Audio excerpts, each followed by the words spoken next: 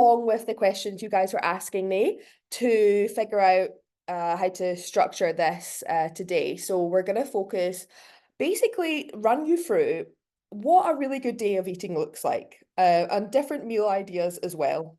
So what are you going to learn? You're going to learn what healthy meals actually look like, how to make healthy taste good. Um, the key goals will be within the meals will be how to get them high in protein, how to make sure there's enough fibre in your meals so that you're hitting around 50 grams. Now, 50 grams is quite a lot, but I would always say go for it. 50 grams. The recommendation is 30 grams, but I'll explain later why I think 50 grams is actually a much better goal to hit. And we'll also talk about healthy sauces because I think Maxine asked this, if we could talk a little bit about healthy sauces, and actually it's such a good way to make health taste good because healthy can be really dry and boring, and sauces are key to enjoying a healthy diet. I worship healthy sauces and I feel like I am actually so good at making them. So I'll talk you through some of the ones that I rely on a daily basis. Um, and also, I know that some other people wanted to know about how to navigate things like IBS and other intolerances, because believe it or not, more people than you would know, or who care to admit, have these things they trouble with this.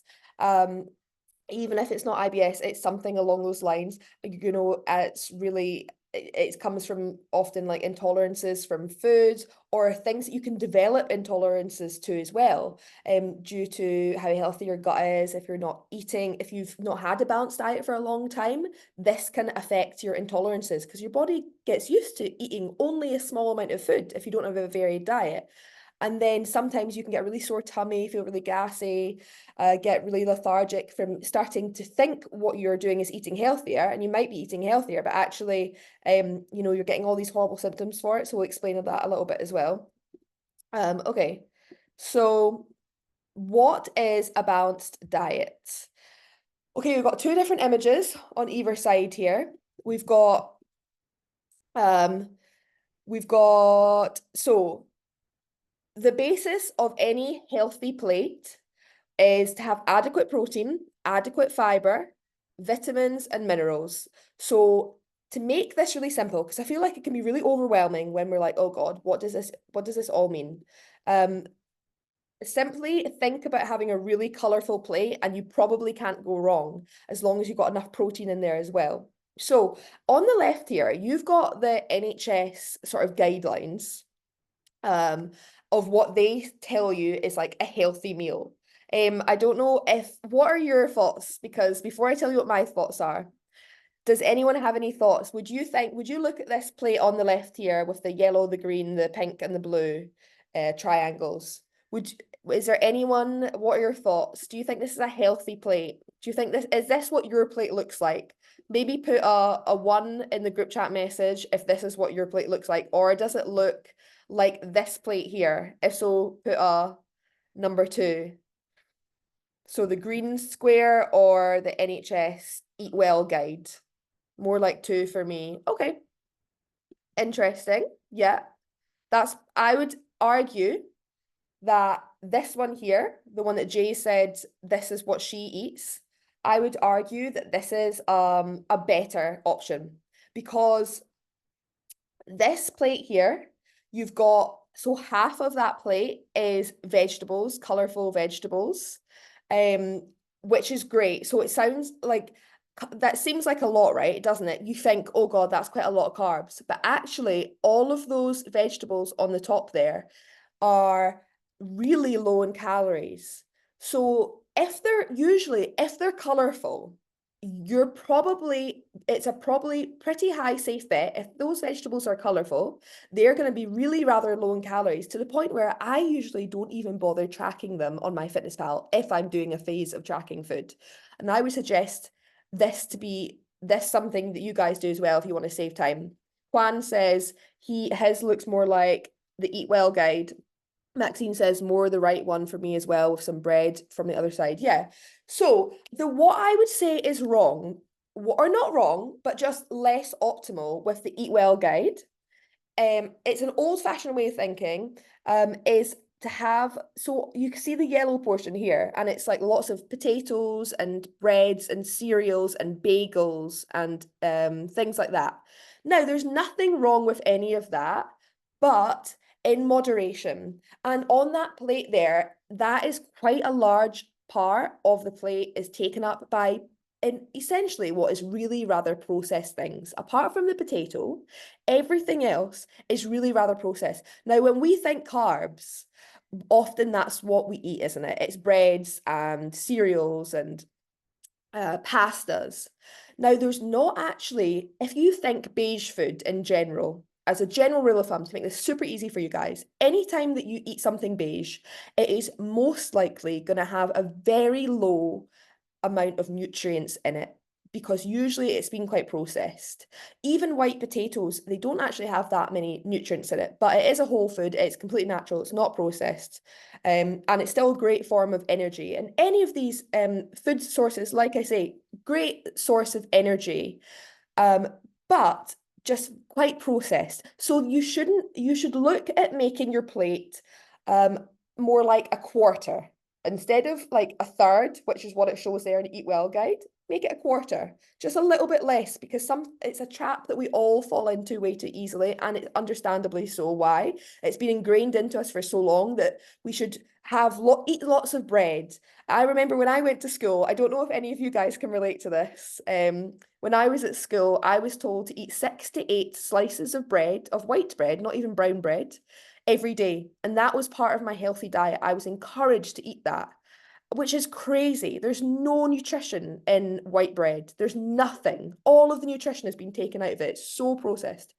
So try to keep to a quarter of your plate as beige food, okay? And then the rest, maybe even half of your plate, is green or colorful veggies. Now, the greener the vegetable, usually, as a rule of thumb, the more fiber it's going to have, okay? And in a second, I'll talk about why fiber is so important as well.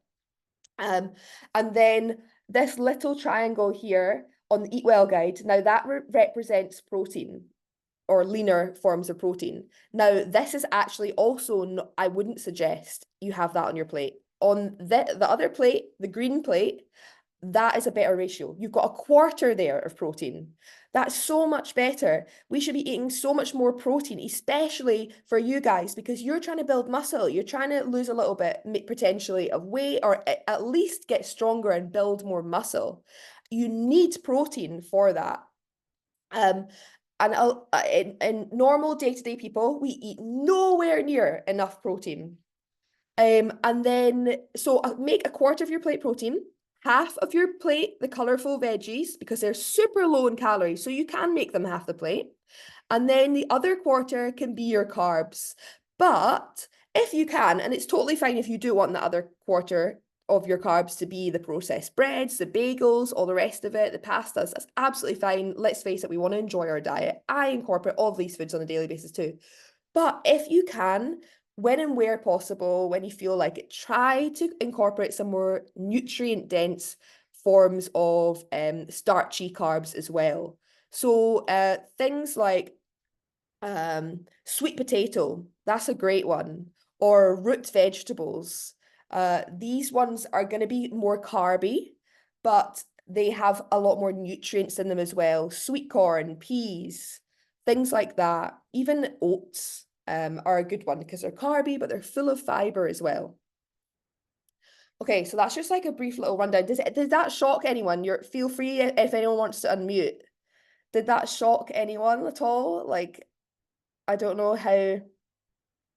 if people structure their plates slightly differently. Is this like, or even write in the group chat, does this come as a shock to structure your plate a bit like this?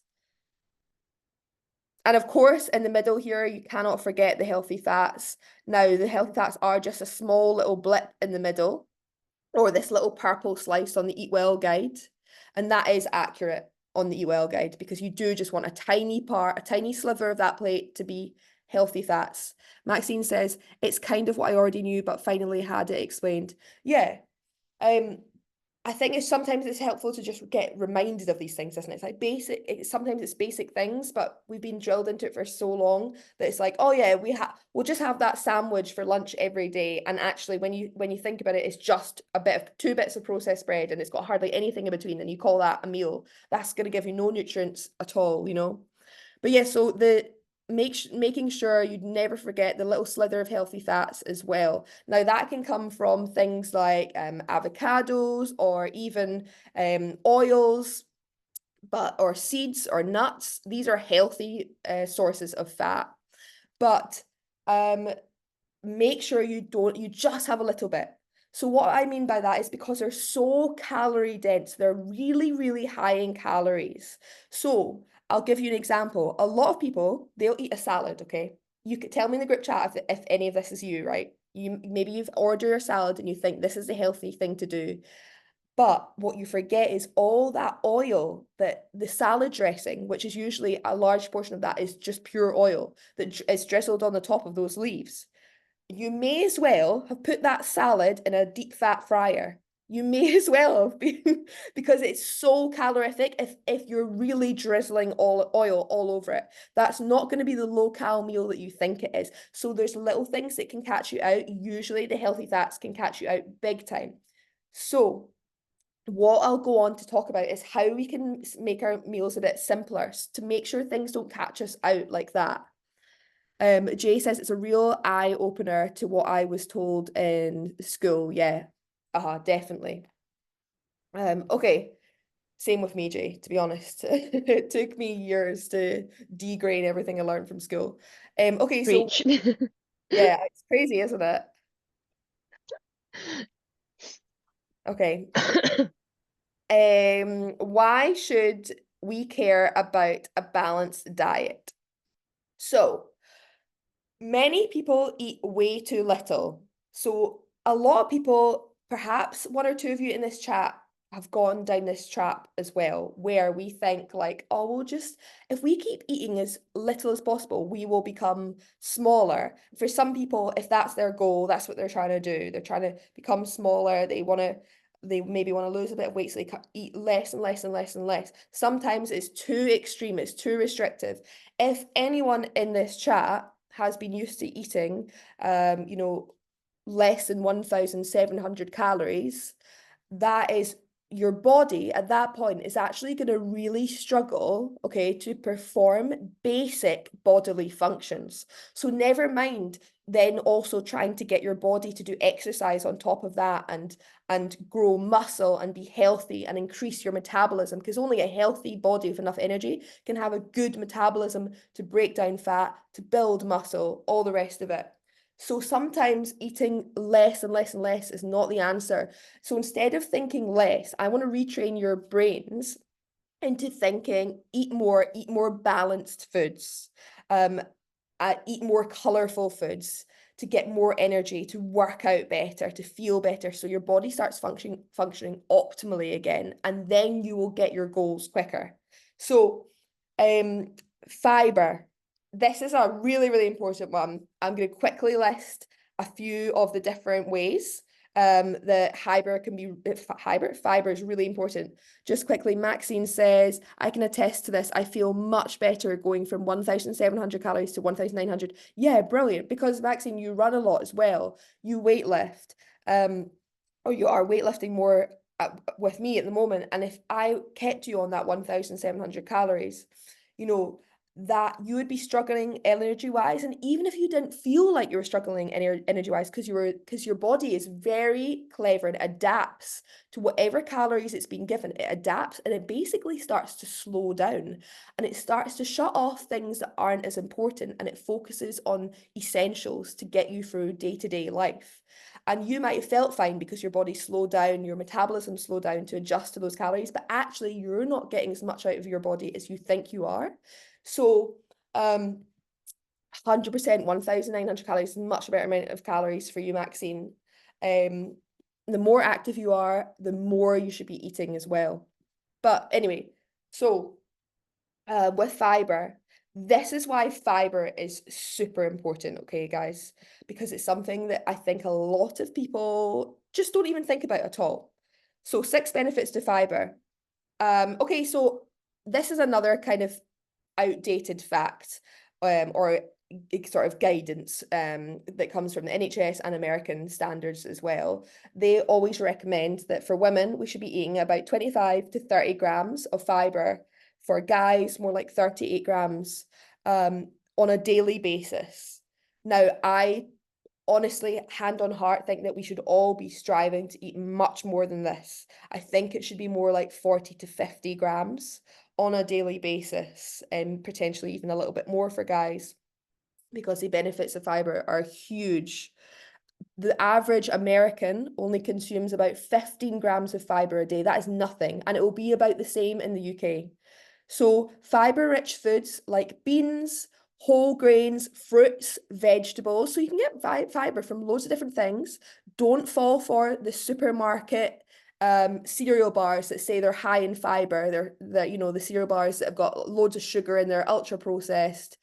They're actually pretty bad for you, and they just say, oh, we've got a bit of fiber, and they try and sell that as therefore we're healthy. As a rule of thumb, guys, if it's processed, it's probably not going to be very healthy for you. If it looks like it's come out of a machine or it's been made in a factory, it's probably not going to be that healthy for you. But fiber-rich foods like beans, whole grains, fruits, vegetables can lower the risk of things like heart disease, diabetes, and strokes. Okay. But the crazy cool thing about fiber is, I mean, if that's not cool enough, for you guys, it will help you a lot of your goals. So fiber can also help regulate digestion, because I know some people, maybe not you guys, but other people in the program, they struggle with digestion, IBS, things like that. Fiber is the most underrated thing you can put into your body to help you digest food, because it protects your stomach. It literally creates a lining around your stomach, and then you can absorb all those amazing nutrients that you get from your food so much better to make you a healthier person, things that your body really needs. So it can do that, helps your digestion. It prevents things like constipation, but it can also aid in weight management, because once you have that layer of fiber around your belly, it can help stabilize blood sugar levels. So what I mean by that, guys, is right, and you write in this chat if you can relate to this, okay? Who here sometimes gives into a bit of a sweet breakfast? So maybe a sugary bowl of cereal, a chocolate croissant, maybe Nutella on toast. Just put a 1 in the group chat if this sounds like you. Or Vic says 100%. I mean, it's me as well sometimes, especially when I'm on holiday. Let's face it. We're all Oh, guilty. definitely. Yeah. Okay, perfect. So I'm not the only one. So now, tell me, guys, do you also relate to when you've had this sweet breakfast? Do you start craving unhealthy food really quickly afterwards for the rest of the day? Yes. Yeah? 100%. Normally I'll have like a chocolate bar straight afterwards and like a packet of crisps, and I'm like, why did I do that? Exactly. So it sets off this crazy feeding frenzy in your gut, because what's happened is the fiber that you haven't had a chance to lace your tummy with enough fiber yet. And instead, because of the tummy isn't protected by the fiber, the sugar gets sucked straight in. And the body is like, whoa, sugar, we love this. And then you get a big crash from it. And then it's like, shit, I need my sugar fix again. I need it, I need it, I need it. And your blood glucose, your sugar levels are going up and down, crashing and coming back up again. And if you start your day off like that, even if it's just a tablespoon of Nutella, okay, before you've had that much fiber yet into your body, that is going to really kick off your cravings for the rest of the day. And it's going to impact your mood a little bit as well. You're actually not going to feel as great. You're going to feel a bit more lethargic. You're going to be very up and down. And it's a bad cycle and a bad habit to get into, because then you train your gut bacteria to start craving that sugary food more and more and more. And you start growing gut bacteria and more of it that craves sugar, because your gut bacteria, I'm getting carried away now, guys. You can tell me to shut up. I'll shut up about gut bacteria in a No, second. keep going. It's really interesting. So there's lots of different types of gut bacteria. if you imagine each of them being a different person, I mean, we've literally got billions of different types in our body. If you imagine each different gut bacteria being a different person, and each person only craves one type of thing. So if you eat more and more sugar, you're going to start growing within you more of that bacteria that really loves sugar. And you will kill off more of the bacteria that likes other things from a more balanced diet, like vegetables and protein and fiber. And they start dying because they literally get starved. And you start feeding the group of bacteria that really love sugar, so they multiply and they get bigger, and then the cravings get stronger, and it's this crazy effect. So I think it's good to just understand that sometimes, as that you're not going crazy, you don't have weak willpower, it's just your gut bacteria literally sending signals to your brain telling you this is what we want. Because our gut, you need to imagine your gut as a second brain, because that is how powerful it is. When I'll ask you one more question, guys. When you're nervous or when something really bad has happened, where do you feel it most? Do you feel it in your head, in your heart, or in your gut? Which one speaks to you? Because your body, yeah, the stomach, there you go. Sometimes, if you're feeling anxious, you get this really like big, deep gut feeling. Your gut is like a brain. It's really clever and it's constantly sending signals to your brain as to what to eat. It sends a lot of different signals, but that's a really strong, powerful one. So that was a long-winded way of me telling you guys that in the morning, if you try to eat slightly more fiber before anything sugary, try to hold off eating anything sugary if you can within your breakfast. And what I do, and this is going to sound crazy, guys, I literally, as soon as I wake up in the mornings, I will go into my fridge and I will just grab a massive handful of spinach and I will just eat the spinach on its own. Don't particularly like spinach, definitely don't like it on its own, but I'll eat a massive handful of it, and it helps to just be like, okay, I've already had my greens in for this morning. Brilliant, great start. My cravings are less throughout the day. My mood's better. It's a win-win. Okay, so breakfast ideas. Now we're just going to get on to some different ideas because I know kind of this is what's going to really help you guys if you just have some solid, clear ideas to run with. So, these are just some of my go-tos. Porridge. Now, hear me out, guys. Porridge with egg. Sounds disgusting, I know. Porridge, there's maybe about 30, 40 grams of porridge. One big mistake that people do is they pour a massive bowl of porridge. Porridge is still very high in carbs, so you need to make sure that you're maybe 30, 40 grams, and you bulk it up with your water, and maybe a little bit of milk if you want, but water for less calories if your goal is weight loss at the moment. Bulk up with water, microwave it, and you're going to pop an egg in for the last 30 to 60 seconds and just mix that egg in. You will not taste that egg at all. You can even buy a bottle of egg whites from Aldi and pour in a little bit more of egg whites so that you get at least 15, 20 grams of protein going on in there. Just for context, one egg is about 6 grams of protein.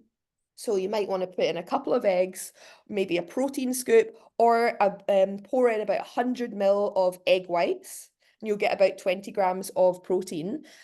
Mix that in and mix in some yogurt as well. So high protein yogurt, always, guys, look for high protein, low fat yogurt in the shops. Don't fall for the Greek yogurt.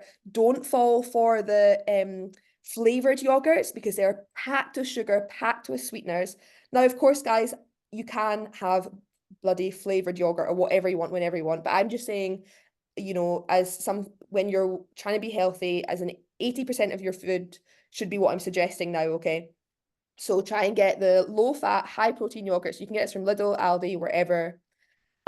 Berries. Now, I always say, if there's any fruit you're going to put into a yogurt bowl or a smoothie or anything like that, if your goal at the moment is weight loss or just trying to reduce the amount of sugar you're having, which should be, a good goal for anyone, is red berries are going to be a lot better for you because they taste, I personally think red berries taste the best, but they actually have hardly any sugar in them compared to a lot of other fruit.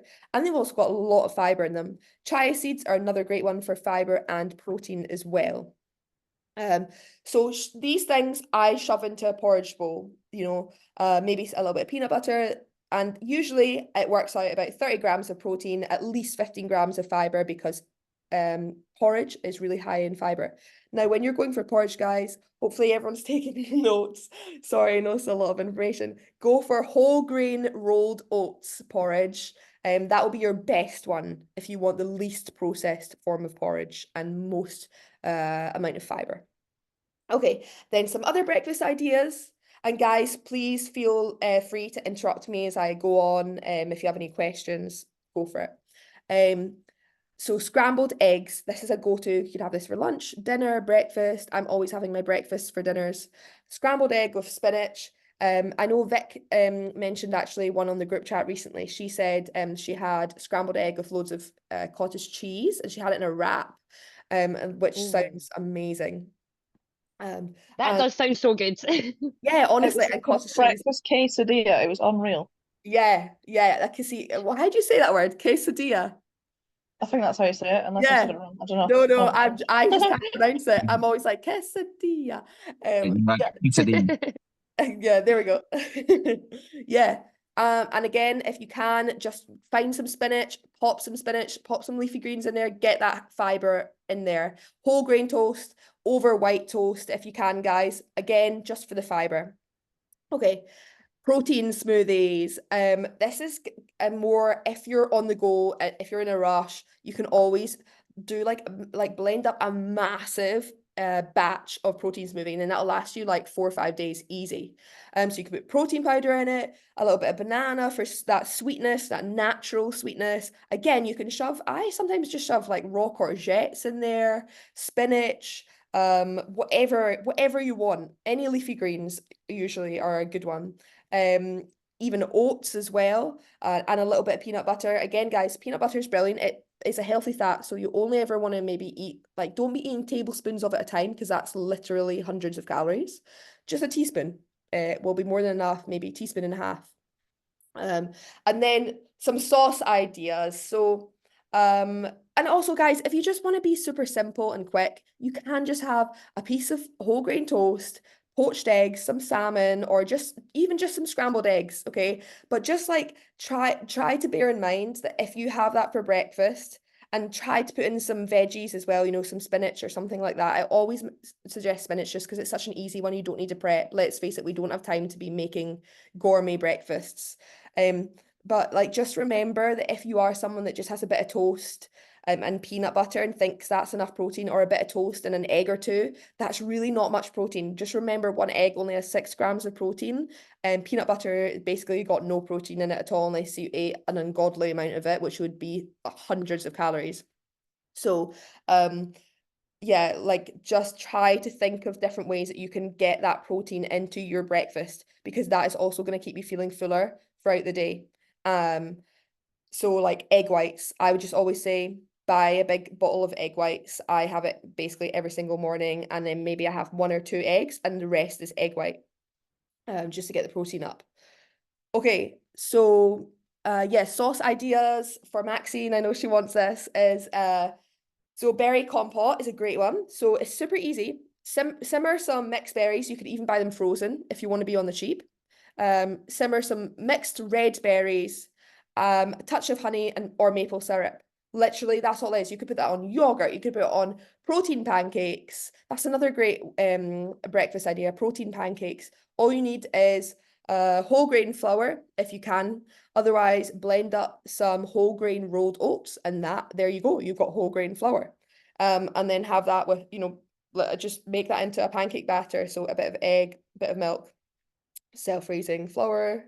What's the thing that makes it self-raising? All the rest of it, unless you want to make it a crepe, and then pop the berry compote on top. So that's a good one as well. Or dark chocolate. Literally, one square dark chocolate can go a long way, guys. But do not fall for the trap of buying any old bar of dark chocolate, because actually dark chocolate can have a lot of sugar in it, sometimes just as much as milk chocolate. They're just packaged to make you think it's healthy. So you always need to just make sure it's like the 80 or 90% dark chocolate, so it actually is really dark. And then just look on the back. And if it's got about 20 grams or less of sugar per 100 grams, then that's you're doing better. If you can get it even less than that, then brilliant. But try and keep it to about a max of 20 to 30 grams of sugar per 100 grams for dark chocolate. And then you've got an okay bar. Okay, lunch ideas. I'll try and run through this a bit quicker now, guys. Sorry, I ramble sometimes. So grilled chicken with veggies and noodles. Super easy, super quick. You can get fresh egg noodles from anywhere, and then it's literally shoving it all into a pan. It takes you a few minutes. Also, if you want to be even quicker, you can literally buy sliced cooked chicken from the shops. Or whatever lean meat you want, maybe a tin of tuna, whatever it is, and you can buy the stir fry packed veggies, and all that'll literally take you 2 minutes to make. You can meal prep this for lunch next day if you don't want to make it. All of these things, you can just meal prep them. Tuna chickpea salad, again, just a tin of tuna, some chickpeas. Literally, you can just fry some chickpeas. They don't take long to cook. And then that's 30 grams of protein, 10 grams of fiber. Now, this all sounds a bit dry. Don't worry, we'll get onto the sauce ideas. Lentil and ham soup, super high in fiber. Lentils is one of the highest fiber food groups. And I think it might even be the highest in fiber out of anything you could eat, lentils. And, always try and get your protein in there as well. Don't just have a veggie soup. Do better than that, guys. Make sure you've got your meat in there, your lean meats, okay? Another lunch idea. This is the one that I always eat myself personally because I'm a creature of habit. A baked potato. You can buy this frozen, literally from Lidl or Aldi. I think it's only about 150 calories per baked potato, which is so good. A tin of tuna, which is very low in calories and basically just made of protein. So one tin of tuna is usually 20 grams of protein. Cottage cheese. So it's always buy low-fat cottage cheese, guys. Super high. If you're going to buy any form of dairy for protein, make it cottage cheese. Super high in protein, really quite low in calories as well, and really good for you. And then shove some spinach or greenery, make it maybe some broccoli, whatever your favorite veggie is as well. Make sure you've always got something colorful as well, because baked potato, tuna, and cottage cheese is great, but it's quite beige. Make sure you've always got a veggie in there as a rule of thumb to bring always some colour to your plate for that extra fibre and those extra nutrients. But yeah, that baked potato, that is a go-to for me, and I literally have that on basically every single day, guys. And there's a ridiculous amount of protein in that meal alone. Cottage cheese is so high in protein. Then chicken fajita wraps, that is a go-to as well, guys. I usually make that for dinner and then I make loads of it and then I just make it into wraps and have it for the next 2-3 days for lunches. So if you're doing wraps, try to find wholemeal wraps if you can. So brown wraps. And then obviously a bit of chicken and low-fat cheese and then veggies. Again, it's super simple, guys. Veggies, lean meat, lean protein. And a little bit of carb as well, just to make it taste better, like your starchy carb. Okay, so sauce ideas. So lemon tahini, I don't know if anyone likes tahini, it's definitely an acquired taste, but blend tahini with lemon, garlic, water, lovely little sauce to put on, for example, that would go really well with the tuna and chickpea salad. One that probably you'll all like, super mild, herb yogurt. So yogurt, so again, just remember, guys, high protein, low fat yogurt always, okay? With fresh herbs if you can, bit of lemon, bit of garlic, just blend it all up, gorgeous. Or a super easy one, to be honest, this is the one that I always make myself. It's just a cheese sauce. All you need to do is buy some low-fat cheddar cheese, so either 30% or 50% reduced fat. Again, you can get this from Lidl or Aldi. And have that, just mix up with yogurt and gently heat it or microwave it for not very long. And then you've got a nice little cheese sauce. And sometimes I'll just have cheesy pasta. And this is what I'll put on it. Super simple. Maybe some cottage cheese as well. Okay. Last sort of meal option slide is dinner ideas. So again, baked salmon, sweet potato, veggies. You're getting the idea here, guys. Beef chili. Now, when you're cooking with beef, always look for 5% low-fat minced beef. you will save hundreds of calories. Like seriously, guys, hundreds of calories if you just go for the lower fat option of whatever meat you're buying. Obviously, chicken, you don't need to worry about that. It's a really lean meat. Chicken's chicken. But for beef, 5% fat, minced beef, always, okay? Then with sausages, try to not buy normal sausages because when you look at the color of them, see if you see inside as a general rule of thumb, if they look white or pink, like that just shows how much fat is in it. It's really not very good for you. Obviously, as a one-off treat, go for it. But I just mean as a general rule of thumb, try to steer away from them. Go for things like heck, which is actually made of chicken instead. I'll be a lot lower in fat. So yeah, lots of different meal ideas there. Again, stir fries are only going to take a couple of minutes, guys. Super easy to make. Just buy those stir fry packets. All you do is bung it in the pan with some egg noodles or a bit of rice and whatever meat you want. Again, you can buy the meat pre-cooked if you can't even be bothered to cook that. Sauce ideas for your dinners. A go-to of mine is always ginger soy glaze. So it's soy sauce, ginger, bit of garlic, bit of honey, divine. And then what else? We've got avo lime, so literally blending up avocado, a bit of lime juice and garlic, so good. Or just good old-fashioned barbecue seasoning, guys. That can make chicken go a long way. There's nothing worse than just frying plain chicken and having it with broccoli and rice. Like literally that would put anyone off being on a healthy diet. So just season your stuff. You're allowed to do that, guys. You're allowed to make things taste good. You're not cheating. Okay, so yeah, just quickly touching upon nearly there, guys. This is our second last slide. Just touching upon quickly, because I know some people wanted me to chat about this. Navigating IBS and trigger foods. So like some strategies to work on this. If anyone, even if you have like a sore tummy or you feel quite like low in energy after eating certain things, then think about, okay, you might need to figure out what it is you're responding to negatively. And to do that, especially if you're someone that has IBS, it's definitely well worth your while trying to just strip down your diet to something really simple, foods that you know don't disturb your gut at all. And then slowly and literally keep a food diary. Even if you don't want to track your food, just keep a food diary and write down every time you introduce a new food. And then you will know how your body reacts. And if your body reacts badly, you can be like, okay, now this food, I react badly to it. What I'm going to do is just introduce it. You don't need to take it out of your diet altogether, but just eat it in smaller amounts so that your body gets used to it again. And then you can start to eat more and more amounts of it. And same with anything else that you identify as a trigger food, okay? So that's just a really quick and easy strategy to try and navigate things like IBS, which I know can be such a struggle. I really know like the impacts for some people are a lot. And it can affect you in lots of different ways, especially your energy levels. So it's well worth trying to figure out what those trigger foods are. Yeah, introduce new foods always just on a gradual, slow basis, and gradually increase your fiber intake as well, making sure you're always hydrated because this will really help.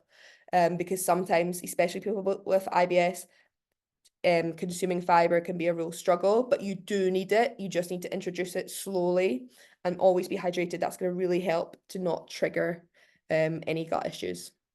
Okay, main takeaways, and then we'll do some Q&A. So general rule of thumb, guys, because I know that was a lot of information, but it really doesn't need to be overwhelming or complicated at all. All you need to think about is having half of your plate, if you can, covered with colourful veggies, okay? Super simple. Really nutrient dense, low in calories. Quarter of your plate, lean proteins. Other quarter of your plate can be those carbs that you want to eat, the breads, the pastas, the noodles. And then a little drizzle or little tiny bit of healthy fats on that plate as well. Just a tiny bit of that because it's so high in calories. And then you've covered every single basis of what a healthy meal is. And that is it. Keep your meals as simple as you can. So try to take away as much processed foods as you can from your diet. Try to eat as many whole foods as you can as a way of just being able to know exactly what you're putting into your body. much healthier.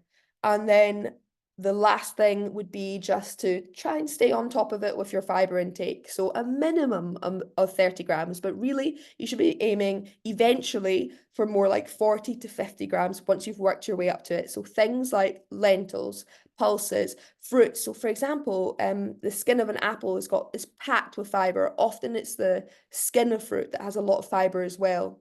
Okay, guys, so that was all of the information. Did anyone have any questions at all? Juan, I think you might have even had a question, did you? Yeah, you did. Was not really related to no, it really probably is nutrition. What was I'll quit Your signal is quite what bad, Juan. all Pop, this pop your question in the group chat. Write it in the group chat, so you can remind me, because I can't quite hear what you're saying because it's coming in and out a little bit. Write it in the group chat. wasn't. Yeah.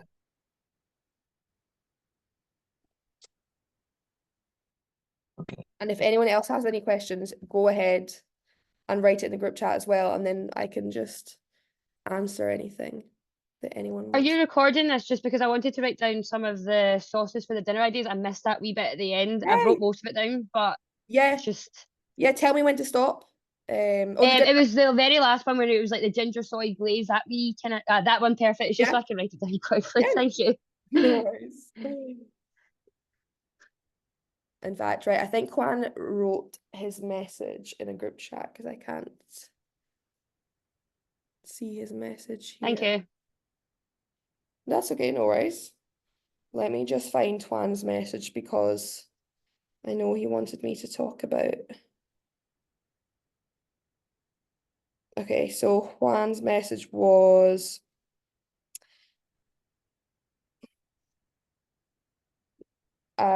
do you have any quick fitness hacks, tips that have worked for you or people you know to get you going in the gym when you're really not feeling it? Okay, so with this question, yeah, that's a really good question. Basically, sometimes you're not always going to feel motivated. That's the first thing I would like to actually just stress. You're not always going to feel like everything is, you're energized, you're not still thinking about the shift you've just done, or like you feel a little bit stressed, a bit tired. You're not everything is always going to be optimal conditions for you going into that workout. And so sometimes a hack, and I know it sounds like, oh, that's such an annoying hack, but it works for me, and once you do it enough, it really works, is decompartmentalize. So literally trying to switch off how you feel, and don't let your actions or don't let your feelings dictate how you act, because once you start letting the emotional side of you dictate your actions for your future goals, it will be very inconsistent. On a day-to-day basis, think about how many moods we go through on a day-to-day basis. So you cannot rely on how you feel. You have to decompartmentalize and just do it. Literally go in there and just do it, and trust the process of knowing that even when you do feel a bit tired, even when you do feel mentally not like 100%, whatever it is, go into that workout knowing that that workout is going to actually give you the energy that you need. It's going to give you that positive mentality.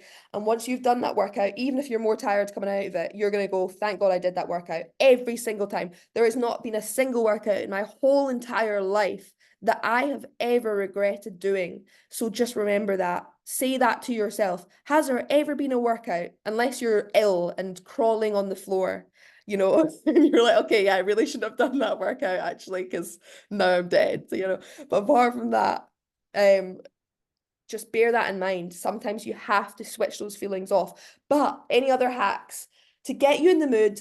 There is actually. So we still can kind of get ourselves a little bit more in the mood. For example, what I will do is I will put some really fun music on just before I'm about to hit the gym, like to hype me up, like energetic music. and sounds so embarrassing that I might even just have like a little dance in my room, warm myself up both physically and mentally.